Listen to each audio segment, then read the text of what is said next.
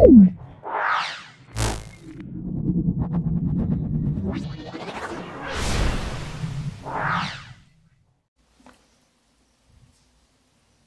আমরা ছায়া প্রকাশনীর প্রশ্ন সাথী সেকেন্ড সামেটিভ পরীক্ষার জন্য বিভিন্ন সেট প্র্যাকটিস করছি।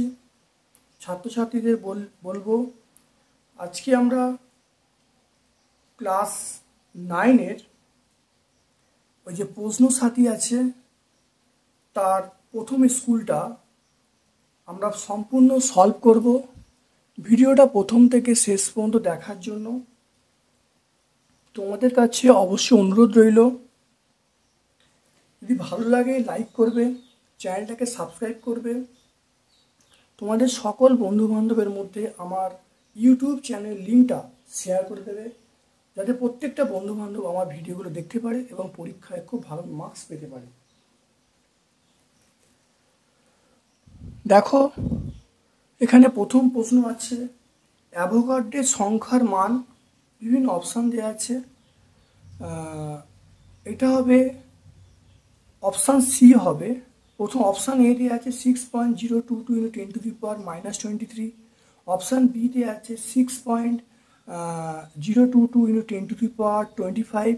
অপশান সি দেওয়া আছে 6.022 × 10⁻23। তাহলে এটা অপশান সি হবে, সেটা হলো 6.022 × 10⁻23। মোল কথাটির অর্থ হলো option A ohm, option B সংখ্যা, অপশান সি গুচ্ছ। তাহলে মোল কথার অর্থ হলো অবশ্যই আমরা অপশান সি গুচ্ছ বলবো। তারপরে দেখো 1 নম্বর 2 নম্বর হয়ে গেল। 3 নম্বর পিস্টনের মাত্রা সংকেত। পিস্টনের মাত্রা সংকেত আমরা এটা বলবো অপশান বি বলবো m⁻²। তারপর দেখো কোনটি চাপের একক নয়? পাস্কেল চাপের একক, বার চাপের একক, নিউটন পার মিটার কিন্তু চাপের একক নয়। তাহলে অপশান সি হবে। তারপরে দেখো 5 নম্বর প্রশ্নটা, যে মিশ্রণটি কোলয়েডীয় নয় সেটা অপশান এ কুয়াশা, option B gold salt, option C চিনির দ্রবণ। সেটা হলো চিনির দ্রবণ কোলয়েডীয় নয়। 6টা যেটি মৃদু অ্যাসিড সেটা হলো option A HCl, option B HBr, option C CH3COOH। তাহলে অপশান সি হলো CH3COOH। এটার নাম হলো অ্যাসিডিক অ্যাসিড, এটা মৃদু অ্যাসিড। তারপরে একটি অ্যান্টাসিড হলো option A paracetamol, option B Gelusil, option C aspirin. তাহলে অবশ্যই অপশান বি জেলুসিল এটা হলো অ্যান্টাসিডের মধ্যে পড়ছে। 8 নম্বর দেখো শক্তি হলো অপশান এ কার্য করার হার, অপশান বি কার্য করার সামর্থ্য, অপশান সি দুটোই বা উভয়। অপশান বি শক্তি হলো কার্য করার সামর্থ্য, কাজ করার সামর্থ্যকে আমরা শক্তি বলি, তাহলে এটা অপশান বি হবে। তারপরে দেখো এগুলো সব হলো গ্রুপ এ এর প্রশ্ন। এবার দেখো গ্রুপ বি এর প্রশ্ন। গ্রুপ বি এর প্রশ্ন দেখে নাও কি বলছে এখানে। 2-এর 1-একটা আপেক্ষিক গুরুত্বের একক নেই কেন? মনে রাখতে হবে আপেক্ষিক গুরুত্ব দুটো সমজাতীয় রাশির অনুপাত, তাই একক নেই।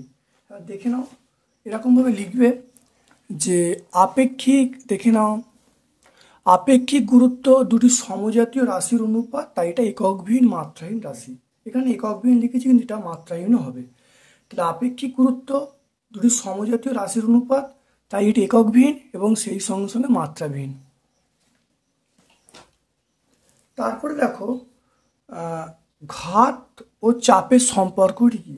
ঘাত এবং চাপের সম্পর্কটি হলো, তাহলে আমরা বলবো ঘাত সমান আমরা বলবো চাপ ইন্টু ক্ষেত্রফল। ঘাত সমান আমরা বলবো চাপ ইন্টু ক্ষেত্রফল। তাহলে ঘাত সমান আমরা বলবো চাপ ইন্টু ক্ষেত্রফল।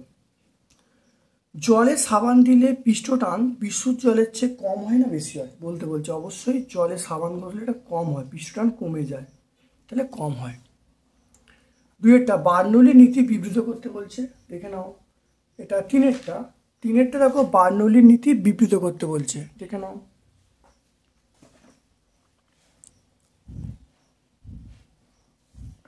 আদর্শ আদর্শ আদর্শ প্রবাহী ধাররেখ প্রবাহের ক্ষেত্রে আদর্শ প্রবাহী ধাররেখ প্রবাহের ক্ষেত্রে ধাররেখ যে কোনো বিন্দুতে একক আয়তনে প্রবাহীর গতিশক্তি, স্থিতিশক্তি, চাপ শক্তির সমষ্টি ধ্রুবক হয়।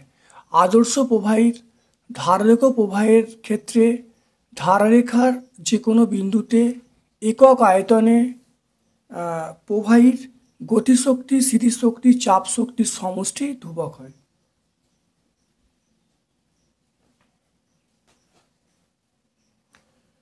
তারপর দেখো চারেরটা, গ্রাম পরমাণু কাকে বলে? গ্রাম পরমাণু দেখে নাও, গ্রাম পরমাণু কাকে বলে?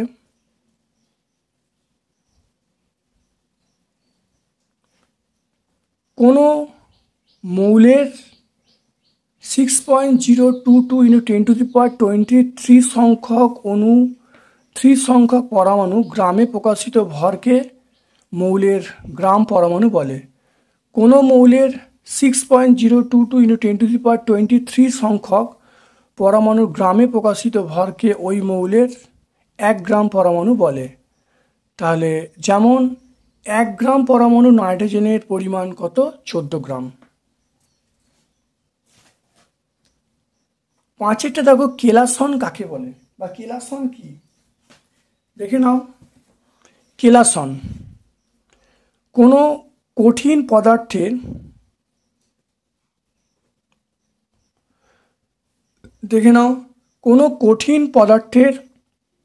কোনো কঠিন পদার্থের সম্পৃক্ত দ্রবণ বা গলিত অবস্থা থেকে শীতলীকরণ দ্বারা অথবা ঊর্ধ্বপতন দ্বারা কেলাস গঠনের প্রক্রিয়াকে কেলাসন বলে। অর্থাৎ কোনো কঠিন পদার্থের সম্পৃক্ত দ্রবণ বা গলিত অবস্থা থেকে শীতলীকরণ দ্বারা বা ঊর্ধ্বপতন দ্বারা কেলাস গঠন করার প্রক্রিয়াকে আমরা কি বলবো? কেলাসন বলবো।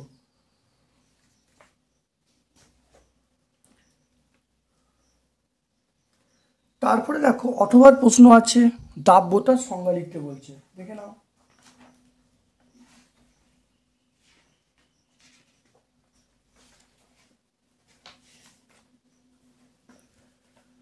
দেখে নাও, দাব্যতা কাকে বলে? কোনো নির্দিষ্ট উষ্ণতায় 100 গ্রাম দাবকে সর্বাধিক যত গ্রাম দাব দ্রবীভূত হয়ে সম্পৃক্ত দ্রবণ উৎপন্ন করে তাকে ওই উষ্ণতায় দ্রাবের দাব্যতা বলে। এটি একটি এককবিহীন ভৌত রাশি, এককও নেই, অবশ্যই মাত্রাও নেই। দেখো তারপরে 6টা সত্য মিথ্যা বলতে বলছে। যে দ্রবণে মিথাইল অরেঞ্জের রং হলুদ হয় তার পিএইচ এর মান 7-এর থেকে বেশি, এটা সত্য মিথ্যা বলতে বলছে।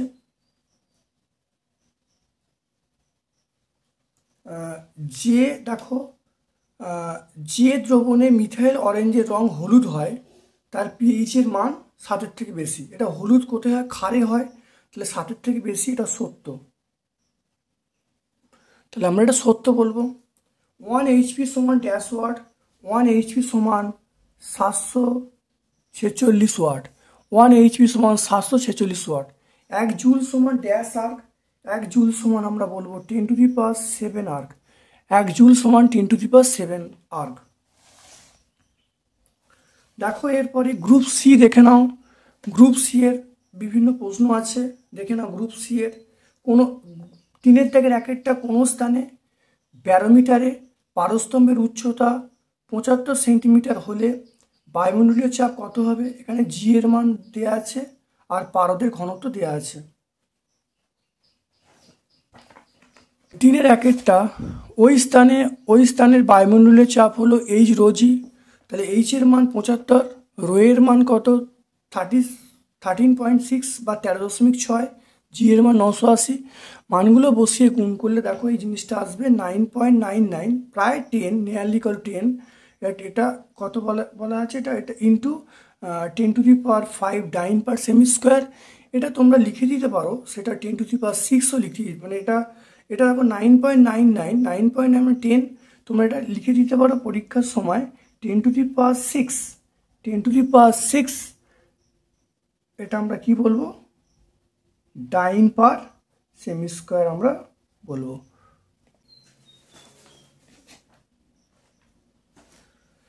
তারপরের প্রশ্ন দেখো, ব্লু ভিট্রিয়লের সংকেত লিখতে বলছে। দেখো, ব্লু ভিট্রিয়লের সংকেত লিখতে বলছে, সেটা তোমরা কি বলবে? এটা হলো CuSO4 5H2O। এটা হলো ব্লু ভিট্রিয়লের সংকেত, CuSO4 5H2O। 3 নম্বরটা, প্রকৃত দ্রবণ কাকে বলে? এটা উদাহরণ দিতে বলছে। দেখে নাও প্রকৃত দ্রবণের সংজ্ঞাটা ভালো করে দেখে নাও। কোনো দ্রাবকে, প্রকৃত দ্রবণের সংজ্ঞাটা দেখে নাও, কোনো দ্রাবকে মিশ্রিত দ্রাব পদার্থ, এটা 10⁻⁻8 সেন্টিমিটার বা আরও ক্ষুদ্রতর ব্যাস বিশিষ্ট কণায় বিভাজিত হয়ে ও দ্রাবকের সঙ্গে মিশে গিয়ে যে স্বচ্ছ সমসত্ব মিশ্রণ গঠন করে তাকে প্রকৃত দ্রবণ বলে। এটা উদাহরণ কি? উদাহরণ হলো জলে চিনি, তুঁতে, খাদ্য লবণ ইত্যাদি দ্রবীভবনে যে সমসত্ব মিশ্রণ পাওয়া যায় তাকে প্রকৃত দ্রবণ বলে।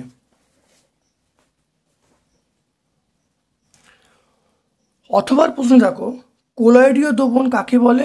এটা উদাহরণ দিতে বলছে।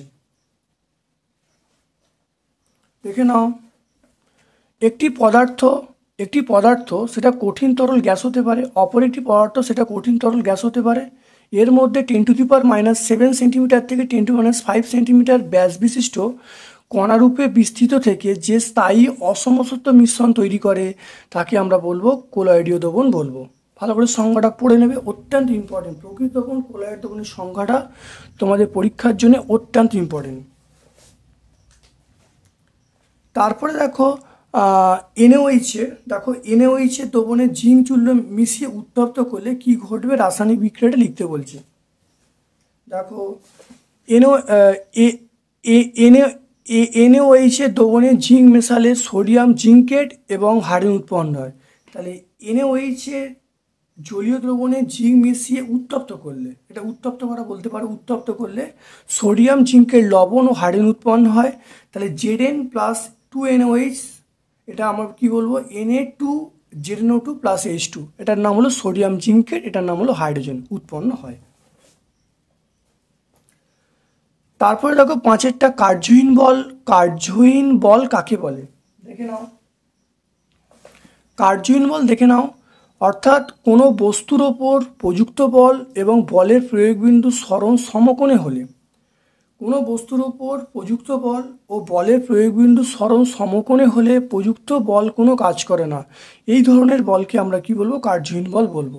তাহলে যখন সরণ এবং প্রযুক্ত বল 90° কোণে থাকবে তখন প্রযুক্ত বল কোনো কাজ করবে না, এই বলকে আমরা বলবো কার্যহীন বল। যেমন আমরা বলবো অভিকেন্দ্র বল বা আমরা অভিকর্ষ বল বলতে পারি।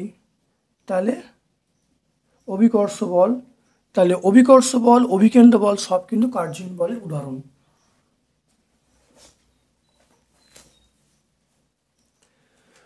তারপর দেখে নাও গ্রুপ ডি 4-এর 1-একটা, প্লবতা কাকে বলে? প্লবতার এসে লিখতে বলছে। খুব ভালো করে দেখে নাও,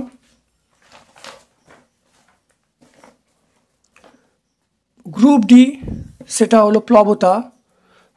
কোনো বস্তুকে স্থির তরল বা গ্যাসে আংশিক বা সম্পূর্ণরূপে নিমজ্জিত করলে বস্তুর উপর যে ঊর্ধ্বমুখী বল প্রযুক্ত হয় তাকে প্লবতা বলে। কোনো বস্তুকে স্থির তরল বা গ্যাসে আংশিক বা সম্পূর্ণরূপে নিমজ্জিত করলে বস্তুর উপর যে ঊর্ধ্বমুখী বল প্রযুক্ত হয় তাকে প্লবতা বলে। প্লবতার এসে আমরা বলবো নিউটন। দেখো, অথবা একটা প্রশ্ন আছে, ধারারেখ প্রবাহ কাকে বলে? ওর সঙ্গে বলা আছে হুকের সূত্র বিবৃত করতে বলছে। দেখে নাও ধারারেখ প্রবাহ কাকে বলে, ভালো করে দেখে নাও ভালো করে, ধারারেখ প্রবাহ কাকে বলে? প্রবাহকালে প্রবাহপথের যে কোনো বিন্দুতে প্রবাহীর বেগের মান ও অভিমুখ যদি সর্বদা অপরিবর্তিত থাকে তাহলে সেই প্রবাহকে আমরা ধারারেখ প্রবাহ বা শান্ত প্রবাহ বলবো। আর হুকের সূত্র বলতে স্থিতিস্থাপক সীমার মধ্যে পীড়ন ও বিকৃতি পরস্পর সমানুপাতিক, অর্থাৎ আমরা বলতে পারি পীড়ন প্রপোর্শনাল বিকৃতি, অর্থাৎ পীড়ন বা বিকৃতি সমান ধ্রুবক, এটাই কিন্তু হুকের সূত্র। স্থিতিস্থাপক সীমার মধ্যে পীড়ন ও বিকৃতি পরস্পর সমানুপাতিক, আমরা লিখবো পীড়ন প্রপোর্শনাল বিকৃতি, তাহলে পীড়ন বা বিকৃতি সমান ধ্রুবক বলবো, এটাকে স্থিতিস্থাপক গুণাঙ্ক আমরা বলবো। তারপরে দেখো দুয়েরটা 9 গ্রাম জলে অণুর সংখ্যা কত? 9 গ্রাম জলে অণুর সংখ্যা দেখে নাও। আচ্ছা, 18 গ্রাম দেখে নাও। 18 গ্রাম জলে অণুর সংখ্যা 6.022 × 10⁻23t। 1 গ্রামে বার করব আর 9 গ্রামে বার করব। বার করলে দেখো ক্যালকুলেশন করলে আসছে 3.011 10⁻23t। 3.011 × 10⁻23t। আর একটা কথা মনে রাখবে, 1 AMU মানে 1 অ্যাটমিক মাস ইউনিট, এটার মান হলো 1.66 × 10⁻24 গ্রাম। 1.66 × 10⁻24 গ্রাম। তারপর দেখো একটা অসম্পৃক্ত দ্রবণকে সম্পৃক্ত করার দুটো উপায় কি?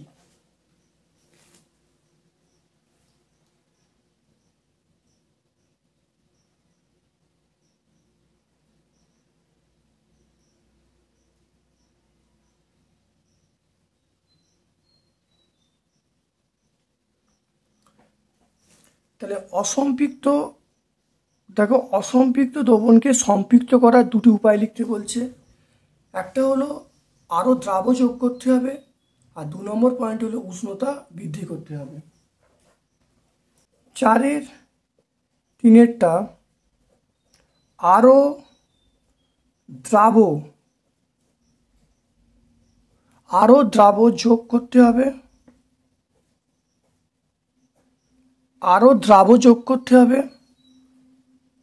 আর উষ্ণতা বৃদ্ধি করতে হবে। তাহলে যদি অসম্পৃক্ত দ্রবণে আরও দ্রাব্য যোগ করি তাহলে সম্পৃক্তে পরিণত হবে।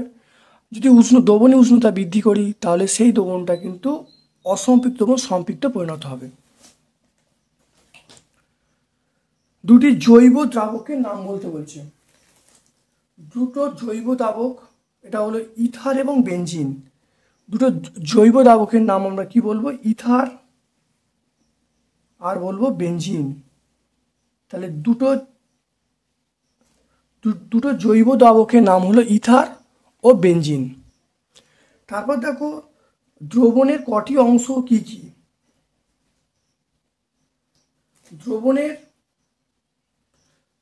দ্রবণের কটি অংশ কি কি? দ্রবণের দুটো অংশ, একটা হলো দ্রাব্য আর একটা দ্রাবক। তাহলে দ্রবণের কটি অংশ কি কি? দ্রবণের দুটো অংশ, একটা দ্রাব্য একটা দ্রাবক। অর্থাৎ যার পরিমাণ সবচেয়ে বেশি থাকে তাকে বলা হয় দ্রাবক, যার পরিমাণ সবচেয়ে কম থাকে তাকে বলা হয় দ্রাবক। এবার দেখো ঘরের উষ্ণতায় খাদ্য লবণের সম্পৃক্ত দ্রবণ প্রস্তুত করবে কিভাবে?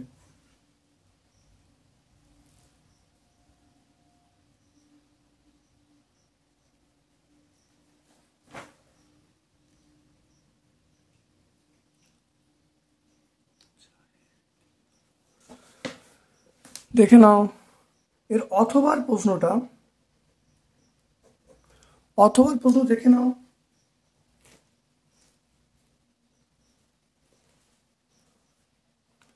তাহলে একটি বিকারে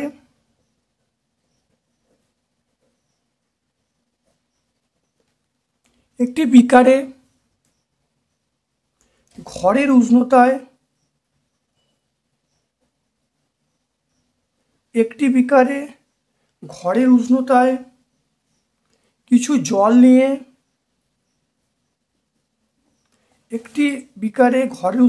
কিছু জল নিয়ে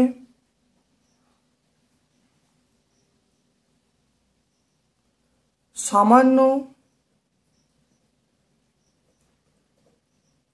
NaCl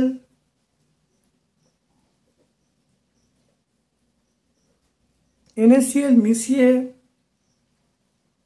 একটি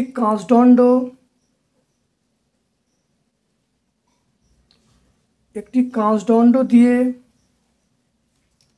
নাড়া হলো।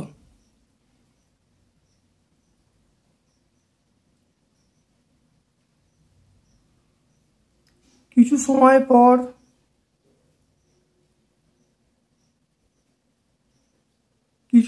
পর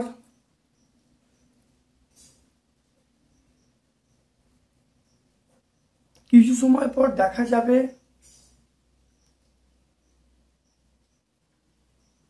কিছু লবণ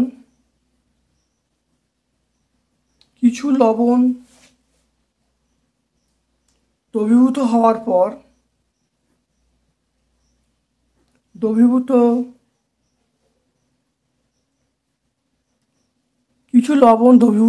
পর আর লবণ দ্রবীভূত হচ্ছে না, আর লবণ দ্রবীভূত হচ্ছে না।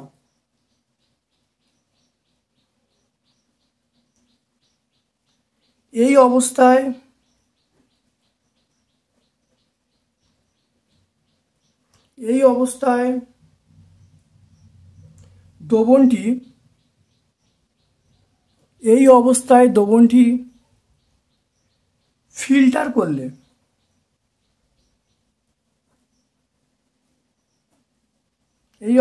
দ্রবণটি ফিল্টার করলে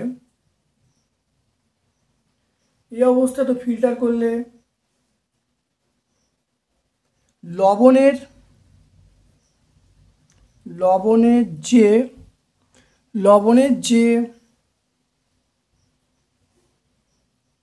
বর্ণহীন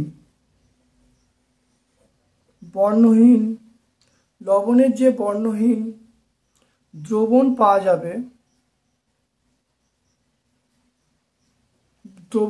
যায়, তাই হলো ঘরের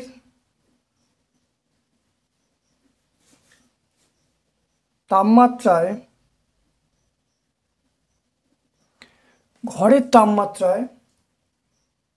খাদ্য লবণের সম্পৃক্ত দ্রবণ।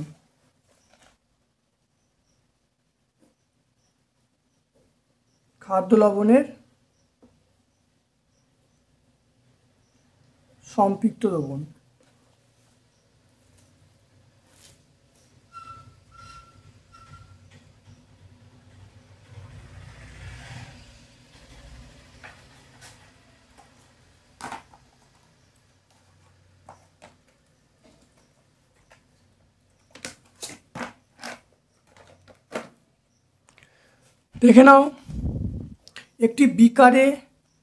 একটি বিকারে ঘরের উষ্ণতায় কিছু পরিমাণ জল নিয়ে সামান্য NaCl মিশিয়ে কাঁচদণ্ডটি নাড়া হলো। কিছুক্ষণ পর দেখা যাবে কিছু খাদ্য লবণ দ্রবীভূত হওয়ার পর আর লবণ দ্রবীভূত হচ্ছে না।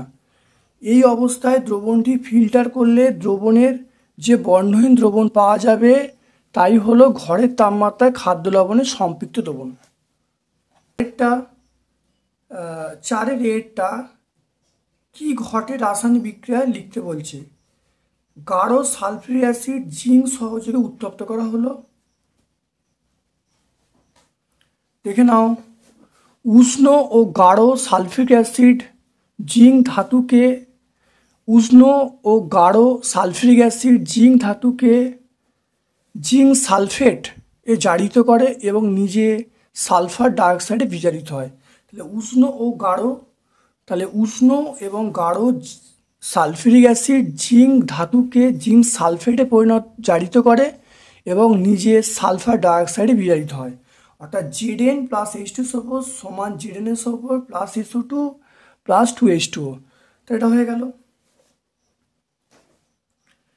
তারপরে দেখো বিয়েরটা, গাঢ় H2O3 সঙ্গে কপার চূর্ণ মিশিয়ে উত্তপ্ত করা হলো। দেখে নাও, গাঢ় H2O3 সঙ্গে তামা মিশিয়ে উত্তপ্ত করলে কিউপ্রিক নাইট্রেট নাইট্রোজেন ডাইঅক্সাইড জল উৎপন্ন হয়। গাঢ় H2O3 সঙ্গে তামা মিশিয়ে উত্তপ্ত করলে কিউপ্রিক নাইট্রেট নাইট্রোজেন ডাইঅক্সাইড জল উৎপন্ন হয়। Cu প্লাস 4NH3, এটা আমরা কি বলবো, CuNH3 plus 2NO2 plus 2H2O। তো এটা বিক্রিয়াটা হয়ে গেল। আজকে আমাদের লাস্ট প্রশ্ন, সেটা হলো ক্ষমতা কাকে বলে। ক্ষমতা CGS ও SI একক লিখতে বলছে। ক্ষমতা কাকে বলে? ক্ষমতা CGS ও SI একক লিখতে বলছে। দেখে নাও, সময়ের সাপেক্ষে কার্য করার হারকে ক্ষমতা বলে। সময়ের সাপেক্ষে কার্য করার হারকে ক্ষমতা বলে। ক্ষমতাকে আমরা পি দ্বারা প্রকাশ করব, কার্যকে ডব্লিউ দ্বারা, সময়কে টি দ্বারা। তাহলে আমরা লিখব পি সমান ডব্লিউ বাই টি। সিজিএস পদ্ধতিতে ক্ষমতার একক আমরা কি বলবো? আর্ক পার সেকেন্ড বলবো। এসআই পদ্ধতিতে ক্ষমতার একক আমরা বলবো জুল পার সেকেন্ড বলবো। জুল পার সেকেন্ড মানে আমরা কি বলবো? ওয়াট বলবো। তাহলে আজকে আমরা এখানে ভিডিওটা তাহলে শেষ করলাম। কেমন লাগলো অবশ্যই কমেন্ট সেকশানে কমেন্ট করবে। চ্যানেলটাকে অবশ্যই সাবস্ক্রাইব করবে, ভিডিওটাকে অবশ্যই লাইক করবে। তোমাদের সকল বন্ধুবান্ধবের মধ্যে আমার ইউটিউব চ্যানেল লিঙ্কটা শেয়ার করে দেবে। আমার পক্ষ থেকে তোমাদের সকলকে ধন্যবাদ, শুভকামনা জানিয়ে আজকের মতো আমি ভিডিও শেষ করছি।